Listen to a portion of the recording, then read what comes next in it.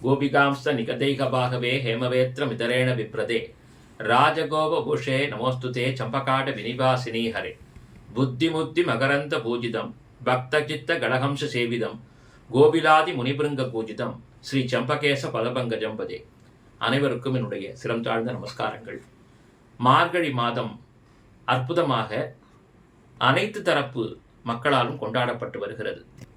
12 தமிழ் மாதங்களிலே மார்கழிக்கென்று தனிப்பட்ட மகத்துவத்தை எம்பெருமானாக விளங்கக்கூடிய கண்ணபிரானே வகுத்தருளி இருக்கிறார். நாம் எல்லோரும் அறிந்த வகையிலே மாதங்களில் நான் மார்கழி என்று சொல்லி இருக்கிறார். மாதா மாசானா மார்கசீர்ஷோகம் என்று சொல்லுகிறார்.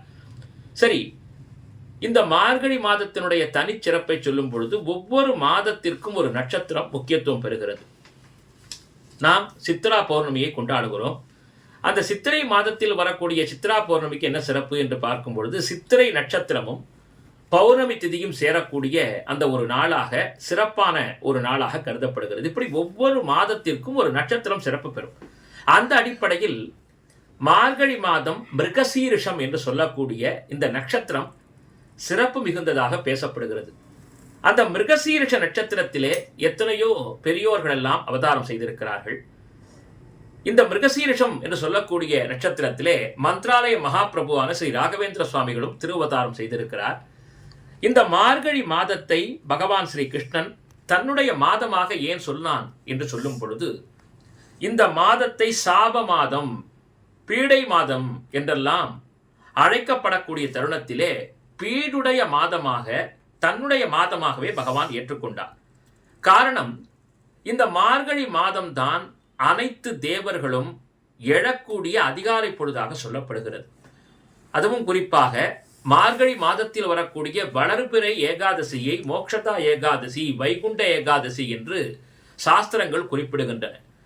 வடக்கு பிராந்தியம், அதாவது ஆலயத்தினுடைய பெருமாள் ஆலயத்தினுடைய வடக்கு பிராந்தியத்திலே ஒரு துவாரம் அல்லது ஒரு பகுதி நிர்மாணம் செய்து அதை வைகுந்த வாசலாக்கி வைகுண்டேது பரோலோகே ஸ்ரீயாஸ் ஆத்மன் ஜெகத்பதிகி ஆஸ்தே பிஷ்டர சிந்தியாத்மா பக்தைஹி பாகவதை சகா என்ற பதத்திற்கேற்ப தன்னுடைய பக்தர்களுக்காகவே பகவான் வைகுண்டத்தையும் மறந்து இந்த பூ உலகத்தையே வைகுண்டமாக்கி அந்த வைகுண்டாதிபதியான பகவான் எழுந்தருள்வதாக நம்முடைய வைஷ்ணவ சம்பிரதாயம் சொல்லுகிறது.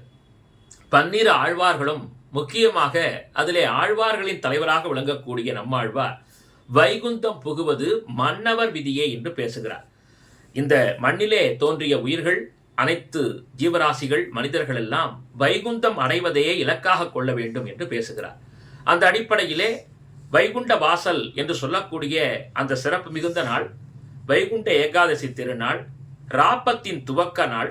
அந்த திருநாள் சிறப்பாக சொல்லப்படுகிறது. அசுரர்களுக்குமே பகவான் அனுகிரகத்தை செய்த நாளாக பேசப்படுகிறது. ஒரு உயிர் எப்படி பிறந்து பல நிலை கடந்து வைகுண்டம் திரும்ப வேண்டும் என்பதையெல்லாம் ஸ்ரீரங்கத்திலே பகவான் தானே நடித்து காட்டுகிறான். அதுவே அரங்கம். அவனே அரங்கநாதன். உலகத்திற்கு அவன் பாடத்தை நடத்தி காட்டுகிறான் உற்சவத்தின் வாயிலாக. குறிப்பாகவே மார்கழியிலே ஆண்டாள் அருளி செய்த திருப்பாவை 30 பாசுரங்கள் சேவிக்கப்படுதலும் ஆழ்வாருடைய பாசுரங்கள் எல்லாம் சமர்ப்பிக்கப்படுவதும் பகவானுக்கே உரியதான விஷயம். இந்த மார்கழி மாதத்திலே அத்துணை ஆழ்வார்களும் பெருமாளுடைய வைகுண்டத்திலே எழுந்தருளி அவர்களின் திருவாக்காலேயே பகவான் திருவாய் மொழிகள் என்று சொல்லக்கூடிய ஸ்ரீ சூக்திகளை கேட்பதாக ஐதீகம். எனவே சிறப்பு மிகுந்த இந்த மார்கழி மாதந்தோறும் அதிகாலை துயிலெழ வேண்டும். அறிவியலும் சொல்லுகிறது. அதிகாலையில் நாம் பார்த்தோம்னு சொன்னால் ஓசோன் படலம் கீழே இறங்கும், நமக்கு உடலுக்கு தேவையான எதிர்ப்பு சக்திகள் கிடைக்கும். அனைத்து தரப்பு பெண்களும் அதிகாலை துயிலெழுந்து விளக்கேற்ற வேண்டும். மார்கழினா கார்த்தால விளக்கேற்றணும். கார்த்திகை மட்டும் இல்ல, கார்த்திகையில இரவு பொழுதுல விளக்கேற்றுவோம். மார்கழியில் நாம் விளக்கு ஏற்ற வேண்டும் என்று மரபு பெரியோர்களால் சொல்லப்பட்டிருக்கிறது.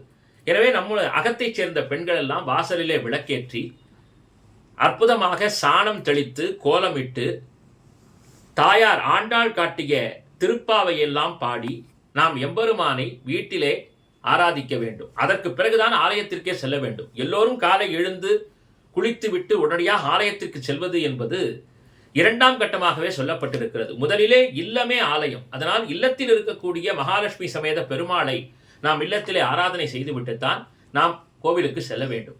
அதற்கு பிறகு அந்த உஷத் காலத்திலே நாம் செய்யக்கூடிய அந்த வழிபாடு, அதாவது மார்கழி மாதத்தில் மட்டும் ஒரு நாள், அது பெருமாள் ஆலயமோ சிவாலயமோ அது எந்த ஆலயமாக இருந்தாலும் சரி, அங்கு சென்று நாம் விளக்கேற்றினாலோ வழிபட்டாலோ பூ கொடுத்தாலோ 12 வருட பலனை நமக்கு தருகிறது. அதாவது ஒரு நாள் வழிபாடு செய்தாலே மார்கழியில் 12 வருடம் பெருமாளை பூஜித்த பலனை தருவதாக சொல்லப்பட்டிருக்கிறது. சைவமும் இதைத்தான் சொல்லுகிறது. மணிவாசக பெருமான் அருளி செய்த திருவம்பாவையை பாடி சைவ பெருமக்கள் சிவனை ஆராதிக்கிறார்கள். இவ்வாறாக இந்த மார்கழி மாதம் முழுவதுமே ஒரு மகத்தான பக்தி நிறை மாதமாக இருக்கிறது. மாலையிலே பார்த்தோமானால் அற்புதம் செறிந்த இசைக்கலைஞர்கள் எல்லாம் ஒன்று கூடி கீர்த்தனைகளை இசைக்கிறார்கள். இதற்கே முத்தாய்ப்பாக அடியெடுத்து கொடுத்தது ஆண்டாள் தான். வெள்ளி எழுந்து வியாழம் உறங்கிற்று தன்னுடைய பாசுரத்திலே ஆண்டாள் சொல்லுகிறார். அதாவது வெள்ளி என்று சொல்லக்கூடிய சுக்கிரன் அவனுடைய அற்புதமான அந்த நட்சத்திரமானது எழுந்து வியாழன் என்று சொல்லக்கூடிய குருவனுடைய நட்சத்திரம் மறைகிறது. இதை ஆண்டாள் தன்னுடைய பாசுரத்திலே குறிப்பிடுகிறாள். பல நூற்றாண்டுகளுக்கு முன்பே சொல்லிவிட்டார். இதை தற்பொழுதுதான் விஞ்ஞான உலகம் பேசுகிறது. இப்படியெல்லாம் ஆண்டாள் தன்னுடைய பாசுரங்களிலே ஒரு அற்புதமான கட்டமைப்பை ஏற்படுத்தி வராக அவதாரத்திலே பகவான் பூமி பிராட்டிக்கு ஒரு 3 விஷயங்களை சொன்னார். தன்னை அடைய வேண்டும் என்றால் என்னென்னவெல்லாம் செய்ய வேண்டும்? முதலாவதாக தன் நாமாவளியை சொல்ல வேண்டும். இரண்டாவதாக தன் திருவடியில் அர்ச்சிக்க வேண்டும். மூன்றாவதாக சரணாகதி செய்ய வேண்டும். இந்த 3 விஷயங்களை பூமி பிராட்டி 3 முடிச்சுக்களாக தன் முந்தானையிலே போட்டுக்கொண்டு ஆண்டாளாக அவதரித்த பொழுது அந்த 3 விஷயங்களை 30 பாடல்களாக கொடுத்தாள் திருப்பாவையாக. எனவே தான் முதல் 10 பாடல், 2ஆம் 10 பாடல், 3ஆம் 10 பாடல் என்ற அடிப்படையிலே வராகப் பெருமான் என்ன சொன்னானோ அதற்கேற்ப அவன் நாமாவளியை சொல்வது, அவன் திருவடியை அர்ச்சிப்பது, சரணாகதி செய்வது என்று இந்த பாடல்களிலே வைகுண்டத்திற்கு வழி அமைத்து தருகிறாள் ஆண்டாள். எனவே ஆண்டாள் அருளிய அந்த பாசுரங்களை சேவிப்பது கூட அந்த மொத்த வருடம், அதாவது அடுத்த மாதம், அதாவது அடுத்த வருடம் வரக்கூடிய மார்கழி வரையிலான காலகட்டம் வரை நம்மை எந்த பாவமும் செய்ய விடாமல் காப்பாற்றும் என்று சொல்லப்பட்டுள்ளது. எனவே இயன்ற வரை நாம் தமிழர்களாக பிறந்திருக்கிறோம்.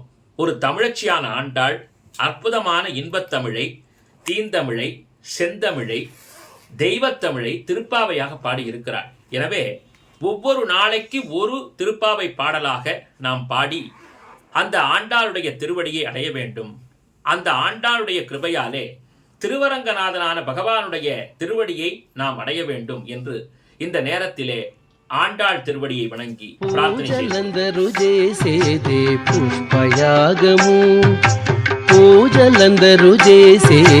పుష్పయాగము.